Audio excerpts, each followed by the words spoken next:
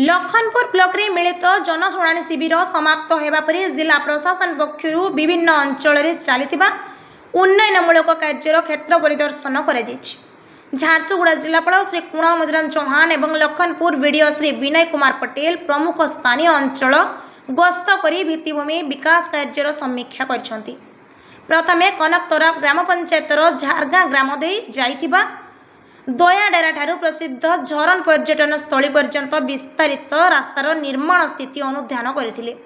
पर्यटन गमनागमन सुविधा पाई एही रास्तार गुणवत्ता बजाय रखा जिलापाल निर्देश देइछन्ति। ଏହା ପରେ जिलापाल बीडीओ कनकतरा ठारे निर्माणाधीन राजस्व डाकबंगला कार्यस्थली परिदर्शन करथिले।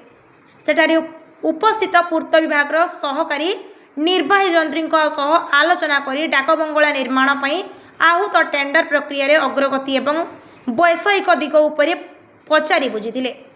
एही प्रक्रिया को शीघ्र शेष करी निर्माण कार्य त्वरान्वित करने जिलापाल कहिसंति। एही गस्त क्रम जिलापाल कनकतरा स्थित बहुमुखी बन्या और बात्या आश्रय स्थली परिदर्शन करी सेठाकार व्यवस्थार समीक्षा करथिले।